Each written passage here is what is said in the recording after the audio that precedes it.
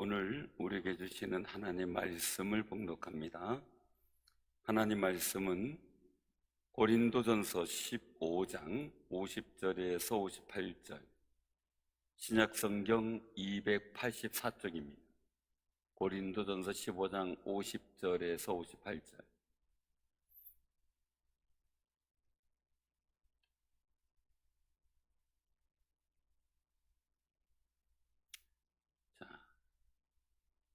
고린도전서 15장 50절입니다.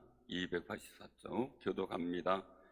형제들아, 내가 이것을 말하노니 혈과 육은 하나님의 나라를 이어받을 수 없고 또한 썩는 것은 썩지 아니하는 것을 유업으로 받지 못하느니라. 보라, 내가 너희에게 비밀을 말하노니 우리가 다 잠잘 것이 아니요 마지막 나팔의 순식간에 호련히 다 변화되리니. 나팔 소리가 나매 죽은 자들이 썩지 아니할 것으로 다시 살아나고 우리도 변화되리라. 이 썩을 것을 썩지 아니할 것이 있겠고 이 죽을 것이 죽지 아니함을 입으리로다. 이 썩을 것이 썩지 아니함을 입고 이 죽을 것이 죽지 아니함을 입을 때에는 사망을 삼키고 이기리라고 기록된 말씀이 이루어지리라. 사망아, 너의 승리가 어디 있느냐? 사망아, 내가 쏘는 것이 어디 있느냐? 사망이 쏘는 것은 죄요 죄의 권능은 율법이라. 우리 주 예수 그리스도로 말미암아 우리에게 승리를 주시는 하나님께 감사하노니. 다 같이 합니다. 그러므로 내 사랑하는 형제들아, 견실하며 흔들리지 말며 항상 주의 일에 더욱 힘쓰는 자들이 되라. 이는 너희 수고가 주 안에서 헛되지 않은 줄 알미라. 아멘. 이 말씀을 통해서 같이 은혜를 나누고자 합니다.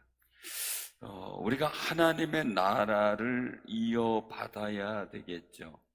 그러면 하나님의 나라는 오늘 말씀 속에 보면 혈과 육은 하나님의 나라를 이어받을 수 없다, 그렇게 말씀하고 있어요. 자, 우리가 하나님의 나라예요. 그래서 우리가 성경 속에서 보면 이 하나님의 나라가 있으면 항상 뭐가 있어요? 세상 나라가 있었죠. 세상 나라의 임금이다라고 표현한 부분도 있는데 사탄을 의미하죠. 이제 우리가 이런 부분들 속에서 볼 때 우리는 하나님 나라의 백성이에요. 이거 잊지 말아야 되겠죠.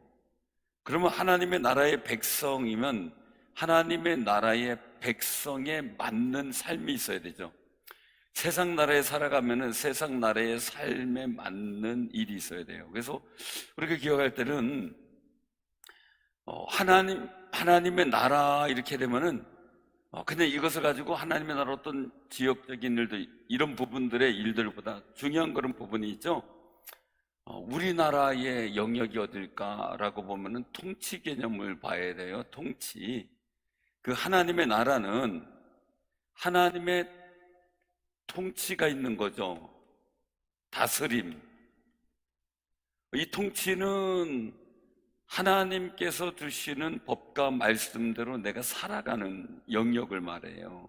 그래서 예수님께서 말씀하실 때 하나님의 나라가 여기 있다 저기 있다가 아니라 어디 있다고요? 우리 마음에 있었다. 왜요? 하나님의 통치가 우리 마음에서부터 시작이 되니까.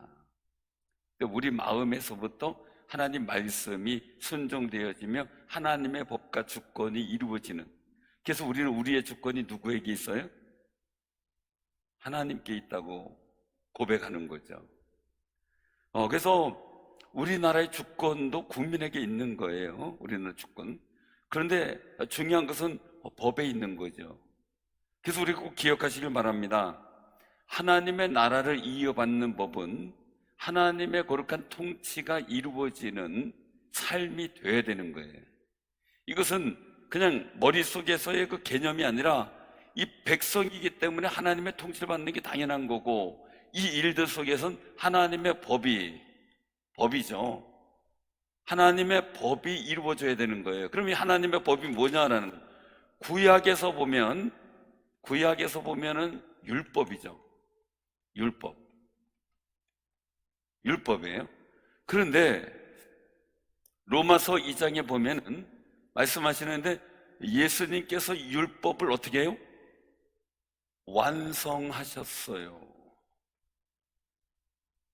이것을 완성하시고 그러면서 우리에게 주신 게 복음이에요. 그럼 이 완성에 따라는 이 관점이요.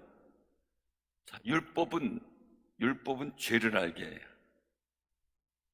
그래서 우리가 죄를 아는 선인데 죄의 문제를 해결하지 못하는 거죠. 그래서 짐승이 필요하지만 이 짐승의 제물을 드리는 것도 매번 드려야 되는 거죠. 그래서 히브리서 말씀 속에서는 단번에 자신을 드려 우리의 대제사장이 되신 것을 말씀을 하세요. 그건 속건 제물로. 그럼 여기서 일저속의 완성이라고 하는 이야기는 율법의 욕구, 율법의 요구, 율법의 기준, 그것을 그리스도께서 십자가에 달려 죽으심으로 그 기준에 대해서 합당한 모습을 보이신 거예요. 우리는 못 보이는 거죠. 왜? 우리는 여전히 죄인이에요. 우리 죄인으로서는 어떤 재물을 드려도 늘 흠과 점이 있는 존재예요. 그런데 거룩하시고 죄가 없고 흠이 없는 그리고 또한 그 예수님께서 우리의 십자가 달려 죽으심으로 우리는 그 예수를 믿는 예수님의 그 공로, 십자가에 달려 죽으시고 부활하신 그 공로를 우리 믿음으로 우리는 죄 사함을 얻고 그리고 또한 이제 사망이 아닌 생명 가운데 속한 귀한 삶이 된 줄로 믿으시길 바랍니다. 그래서 그게 중요한 거예요. 주님이 십자가 달려 죽으심으로 우리의 모든 율법의 요구를 완성시켜 주셨기 때문에 그것을 충족시켜 줬기 때문에 우리는 더 이상 율법의 요구에 내가 어떻게 하면 이것을 충족시킬까 고민되는 거 아니에요. 왜? 예수님, 즉 예수님께서 세우신 공로, 십자가 달려 죽으심, 부활하신 그것을 우리가 믿는 거죠. 그럼 이게요, 얼마나 이게 중요한지. 우리가 율법적인 사고와 복음적인 사고, 이게 차이가 있어요. 그래서 뭐냐면 율법적인 사고로 살아가는 자녀들도 마찬가지, 자녀들 교육 기울 때도 마찬가지예요. 율법적인 사고로 살아가는 일들, 그걸 가지고 우리가 흔히 얘기를 할 때 엄격하다, 이제 그런 얘기를 많이 해요. 엄격하다. 저도 엄격하게 했었기 때문에 많이 이해가 돼요. 근데 그건 뭐냐면요, 율법은 죄를 알게 해줘요. 율법은 죄를 알게 해줘요. 죄를 깨닫게 해줘요. 그런데 율법의 관점 속에서 보면 네가 죄의 문제를 해결하고 와야 내가 응답을 하는 거예요. 이거 꼭 기억하셔야 돼요. 복음의 일들은 네가 깨닫고 오면, 주님 앞에 오면 주님이 그 모든 문제를 해결해 주시고 너는 자유하게 됐으니, 율법이 요구해서 자유하게 됐으니 은혜 가지고 살아라 이거예요. 받은 사랑에 합당하게 살아라 이거예요. 그 차이예요. 그러면은 우리가 이 말씀 속에서 꼭 기억을 해야 돼요. 하나님의 나라는 우리 여기서 말씀 속에서 썩는 것은 썩지 아니한 것을 여로 받지 못한다, 혈과 육에 대해서 말씀을 하고 있는데, 이것을 두 가지 관점을 보게 돼요. 하나는 우리 인간적인 노력과 내 수고로 얻을 수가 없다는 것. 인간적인 노력과 수고로 얻을 수 없다는 것. 두 번째는 율법을 가지고 얻을 수 없다는 거예요. 율법 가지고는 얻을 수 없는 거예요. 그래서 율법을 완성시킨 그 주님은 율법을 폐하셨다고 표현하는 이유가 그 율법의 모든 일들 속에서 율법의 결과물, 율법을 통해서 우리가 죄의 심판을 받고 저주를 받는 이 모든 결과물이 끝난 거예요. 그래서 예수님을 믿는 우리는 하나님 나라의 의와 평강과 화평, 성령께서 주시는 은혜들을 누리며 살아가는 일들이 우리에겐 전개되기 시작을 한 거죠. 우리 꼭 기억하시기 바랍니다. 그 아버지와 엄마의 이 엄마의 차이가 뭘 통해서 나타날까? 물론 다 똑같진 않아요. 다 똑같진 않은데, 옛날에 이제 한 이야기예요. 어떤 분이 간증한 이야기예요. 간증한 이야기인데 그 얘기를 보면서 엄마와 아버지의 차이가 율법과 복음의 차이겠다, 이 생각을 했던 적이 있어요.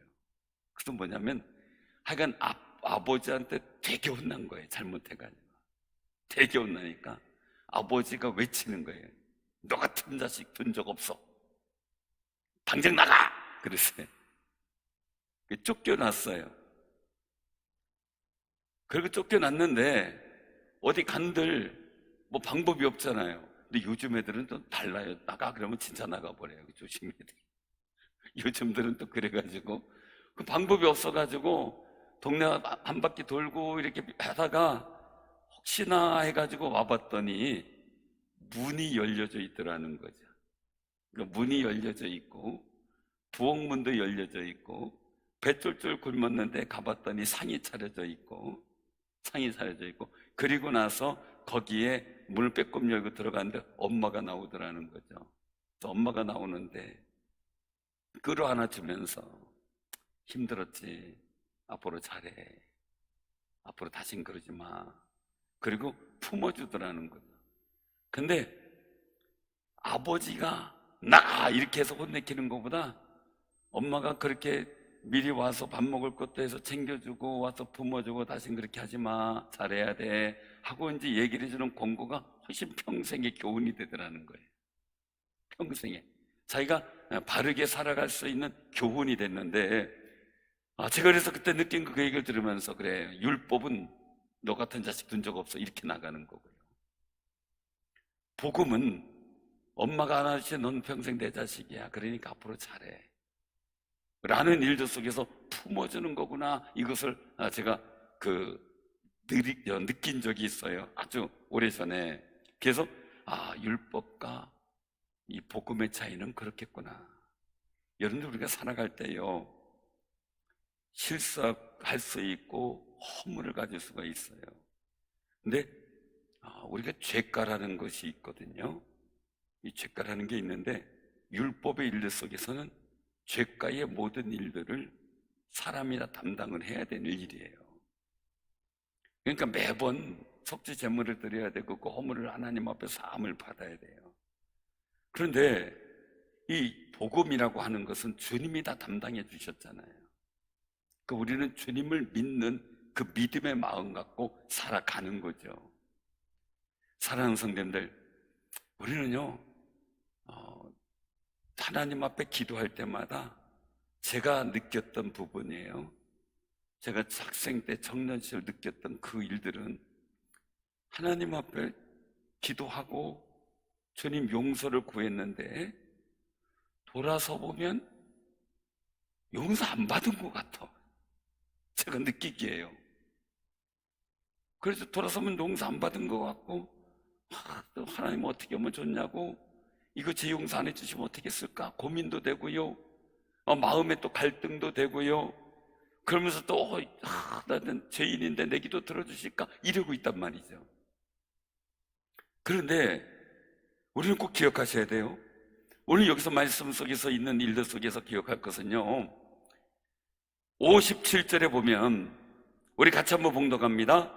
우리 주 예수 그리스도로 말미암아 우리에게 승리를 주시는 하나님께 감사하노니. 자, 그럼 어디서 이게 승리하느냐라는 거죠.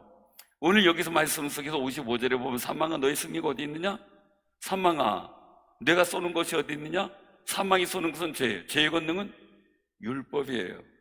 근데 율법을 주님이 딱 담당하셔서 율법의 일들 속에서 모든 것을 충족시킴으로 승리하셨어요, 십자가에서. 그럼 율법을 통해서 죄의 권능이 나타나는데 이 죄의 권능이 사라진 거예요. 그 예수님 부활하심을 어떻게 사망이 쏘는 것이 없어지는 거예요. 그러므로 우리는 죄와 사망 속에서 승리하시는 그 주님에 따라서 우리에게 승리를 주신단 말이에요. 주님이 승리해 놓으셨는데 예수님을 믿음으로 예수님을 통하여 이제는 우리가 이 죄와 사망에 쏘는 것에서 우리가 승리해야 되는데, 중요한 것은 여전히 우리는 늘상 내가 죄진 것 회개를 했는데도 불구하고 내가 또 하나님께 용서 못 받았을까 두려워하거든요. 그것은 예수님께서 우리의 모든 율법의 일들을 충족시키고 모든 죄 속에서 우리를 구원하시고 그리고 또한 사망이 아닌 영생으로 옮겼다는 그 사실에 대한 불확실성 때문에 그래요. 근데 우린 꼭 기억하시기 바랍니다. 이 부활절 지난 한 주간을 지냈죠? 정말 예수님께서 승리한 것은요, 모든 죄의 문제를 해결해 주셨는데 그 믿는 자마다 이렇게 되는 거예요. 믿는 자마다. 한마디예요. 믿는 자마다. 우리 율법적 사고를 갖고 있으면 나 용서 안 받은 거 아니야? 이렇게 되는 거죠. 그래서 부모님들이, 아니면 우리가 주변에 어떤 일들을 할 때요, 용서해 줄 때요, 깨끗이 용서해 줘요. 부모님들이 실수하는 것들이 있어요. 자녀들 키울 때. 한번 너 그래서 알아서 용서해 줄게. 너 이제 다시 그러지 마. 이러면 끝나야 돼요. 근데 뭐냐면 조금만 잘못하면 옛날에도 그러고 막 이렇게 나가요. 그럼 얘는 어떻게 돼요? 엄마가 용서해 준 줄, 아빠가 용서해 주는 줄 알았는데 어떻게 아직 용서 안 한 거예요. 아직 막 퍼붓거든요.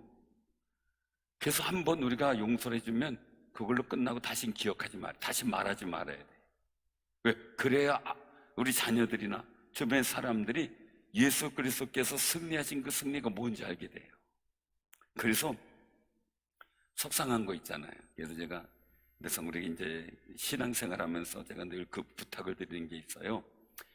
과거적 속상함과 아픔의 일들은 하나님 앞에 용서하고 축복하고 그리고 잊어버려야 돼. 다시는 내 입 밖에 나오지 말아야 돼. 이유가 있어요. 그것을 내가 해결하지 못하면요, 나는 여전히 하나님 앞에 용서를 구했는데 다음에 또 와서 용서를 구해야 돼. 하나님이 이미 용서했는데.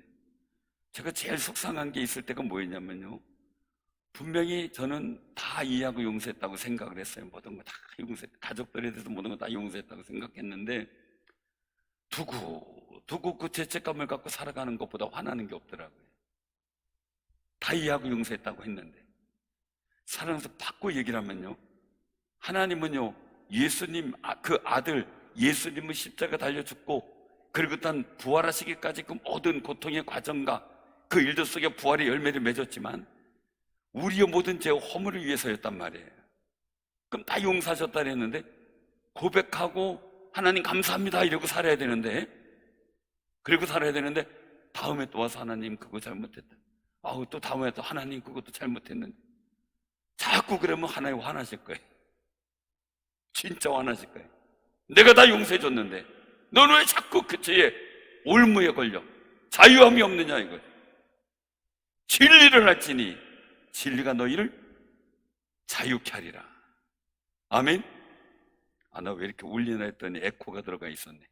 찬양할 때 진리를 알지니 진리가 너희를 자유케 하리라. 여러분들 그런 말이 있죠? 알아야 면장을 하지, 그죠? 근데 그 알아야 면장을 하지 그 말이 그냥 보통의 말은 저도 그렇게 알았어요. 면사무소의 면장인 줄 알았어요. 면사무소 면장, 그렇지, 면장 정도 하려면 좀 알아야 하지, 이렇게 생각을 했는데 그게 아니고 벽이에요. 벽이에요. 벽. 거기에 벽면을 보고 서 있는 상황이에요. 면장이.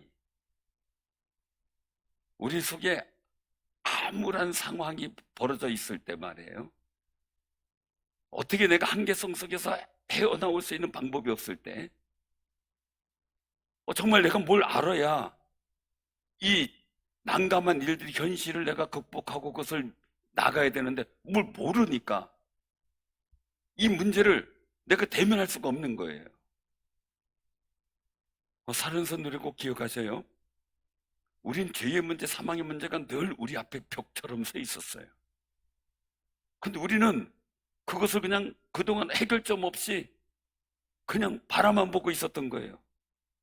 근데 중요한 것은 이것을 극복해야 되는데 방법이 없는 거죠. 누구를 알아야 돼요? 예수님을 통한 복음의 진리를 알아야 돼요. 그래서 그 진리의 마음이 내 마음이 충만해질 때 나는 죄사함의 거룩한 은총이 뭔지 알게 되고 진리를 알지는 이렇게 자유케 되리라 하시는 그 자유함을 누리게 되는 거예요. 하나님의 나라는 자유함 속에 있는 거예요. 그래서 우리 꼭 기억하시기 바랍니다. 하나님의 거룩한 날들이 여러분들에게 임할 때, 여러분들이 이제 주님 나라 임할 때죠. 그 임할 때 여러분들이 어떤 상황이 될까 하는, 육신의 생로병사, 질고와 아픔, 고통, 이 모든 것에서 자유케 되는 거예요. 다 끝나버리는 거예요. 그런데 이 나라는 주님이 오실 그때만 바라보는 게 아니라 지금 우리 상황 속에서도 주의 이름으로 이기며 살아야 돼요. 그러니까 담대하게 선포하며 살아가는 거예요. 담대하게. 여러분 꼭 기억하세요. 오늘 여기서 보면은 예수님이 언제 오실까 뭐 이런 얘기를 많이 해요. 주님이 언제 오실까. 근데 오늘 본문 말씀을 통해서 이 나팔절날 오시지 않을까 이렇게 이제 보는 분들도 있어요. 왜냐면 여기서 말씀하고 있죠. 51절에 보면 비밀을 말하노니 우리가 다 잠잘 것이 아니에요. 다 잠잘 것이 아니에요. 마지막 나팔에 순식간에 우리는 다 변화되는. 그 얘기는 죽어서 부활에 동참한 사람이 있고 우리가 살아서 주님 오실 그날을 맞이하면 우리가 그냥 이 산채로 들림마다 변화되는 놀라운 역사를 말씀하고 있죠. 이스라엘 민족이 나팔절이 있어요. 레위기 23장 23절에도 말씀하고 있는 그 모습인데, 이 나팔절이 있는데 이 나팔절은 보통 그 유대력으로 보면 7월 1일이에요. 7월 첫날. 그게 나팔절이에요. 그리고 7월 10일 날이 대속죄일이에요. 1일부터 나팔절이 시작됐는데 10일 날 대속죄일을 벌이고 그 다음에 15일 날, 7월 15일 날 되면 초막절을 지켜요. 이스라엘 민족이 광야에서 초막 속에서 살았던 그때를 기억하며 초막을 짓고 거기서 하나님의 은혜, 만나 메추라기와 그 은혜를, 이스라엘 민족을 구원하신 은혜를 느끼는 시간이에요. 이 일들 보면서 많은 그 성경학자들은 이 나팔절날 주님이 재림하시는 거 아니냐 이렇게 얘기를 해요. 나팔 소리와 함께 오신다 그랬으니까. 근데 이게 우리 그 태양력으로 보면 우리가 쓰는 달력이죠. 그걸 본다 그래. 그걸로 보면은 9월에서 10월 사이예요. 9월에서 10월. 근데 이걸 민간 달력으로 보면, 유대인에서 민간 달력으로 보면 새해 첫날이에요. 이 나팔절이. 그래서 그런 의미를 갖는데, 이 나팔절날 우리는 어떻게 보내야 될 것인가 라고 말씀하셔요. 나팔절날 이 느헤미야 8장에 보면 에스라가 선포하는 그 말씀 속에 이스라엘 백성이 율법의 말씀을 듣고 울며 통곡하고 회개를 해요. 그때 이제 그들을 달래면서 하시는 말씀이에요. 이날은 성일이다, 기뻐하라. 단 것을 먹고 살찐 것을 먹고 즐겁게 지내라, 그렇게 말씀하세요. 그 일들 속에 이스라엘 민족이 기뻐하며 즐겁게 먹으며 준비되지 않은 사람은 다른 사람이, 준비된 사람이 나눠져서 함께 기쁨과 즐거움을 누리는 날로 여겨요. 그 우리는 주님 오실 그날 때, 정말 재림하실 그날에 나팔 소리와 함께 주님이 강림하실 때에 그때 우리 홀이 변화되는데 정말 기쁨의 날이고요, 우리가 정말 가장 아름다운 것으로 누리는 날이 되는 거예요. 이 날은 이제는 완전히 썩을 것이 사라지고요, 썩지 아니함을 입고요, 그리고 또한 죽지 아니함을 입는 놀라운 역사가 나타나는 게 바로 이 주님의 재림할 나팔 부는 그 날이에요. 사랑하는 성도님들, 우리 꼭 기억하세요. 이 순양의 뿔을 갖고 우 하고 이제 길게 불어요. 그러면 이 나팔절이 시작이 되는 거예요. 그 날은 가장 많은 제물을 드리면서, 우리가 요즘에 지키는 맥주절의 기념이 바로 그 나팔절과 질지되죠. 그 일들 속에서 우리가 정말 하나님 앞에서 나팔 불 때 주님이 오시고 우리가 기쁨으로 그 주님 앞에 서게 될 때가 어떤 때인지 감격해 보세요. 우리는 아직 그런 두 가지 단어가 늘 우린 공존하고 있어요. 우린 구원받았어요. 이미 구원받았어요. 근데 아직 완성되진 않았어요. 이 부분이에요. 예수 믿는 순간 너는 구원받았고 영생을 얻었다라고 선언하셔요. 이미 얻었다 이거예요, 우리는. 근데 아직 완성되진 않은 거예요. 근데 그 주님이 오실 그때 완성되는 거죠. 완전히 썩지 아니함을 입고, 썩을 것이 썩지 아니함을 입고 죽을 것이 죽지 아니함을 입고 이제 사망을 삼키고 이기리라고 기록된 말씀이 이루어지리라 라고 54절에 말씀하고 있는 거죠. 이루어지리라, 그 날에. 그러면 이제 우리는 이 날을 어떻게 살아가야 될까 하는 거예요. 왜냐하면 이미 우리는 구원받고 영생을 받았어요. 영생 얻었어요. 그런데 아직 주님 오실 때까지는 우리가 여전히 육신은 죽음 가운데 있고 우리의 생로병사의 육신의 고통들은 아직 남아 있어요. 인생의 고난도 있고요. 그럼 아까 말씀드린 것처럼 그 인생의 고난 속에서 우리가 부활의 열매를 맺어가는 주님처럼요, 하나님의 영광된 복된 열매를 만들어 가야 돼요. 그 만들어 가면서 주님 오실 그날을 준비하는 거죠. 그래서 58절에 말씀하고 있는 거예요. 같이 한번 봉독합니다. 그러므로 내 사랑하는 형제들아, 견실하며 흔들리지 말고 항상 주의 일에 더욱 힘쓰는 자들이 되라. 이는 너희 수고가 주 안에서 헛되지 않은 줄 알미라. 아멘.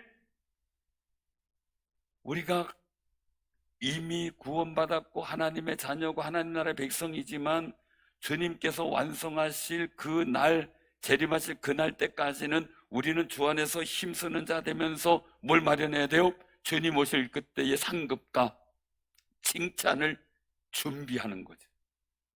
그래서 지혜로운 처녀, 이 열처녀 비유 속에서 나오는 지혜로운 5처녀의 일들이 뭡니까? 잘 준비한 거죠. 그래서 유대인들의 결혼 생활에 대해서 한번 말씀을 제가 드렸는데 다시 한번 말씀드리면, 너희들은 혼인을 해요. 혼인을 해요. 같이 만나서 이제 양가의 집안이 혼인을 하고, 그리고 신랑 신부 얼굴 보고, 그리고 나서 신랑이 가요. 신랑이 가면 어떻게 해요? 가서 이제 신부하고 맞아들일 집을, 처소를 마련해요. 그래서 다 준비가 되는데 그때는 아들이 가고 싶다고 가는 게 아니더라고요. 아버지가 다 보고 됐다 싶으면 자, 이제 신부 데리러 가자, 이렇게 가는 거예요.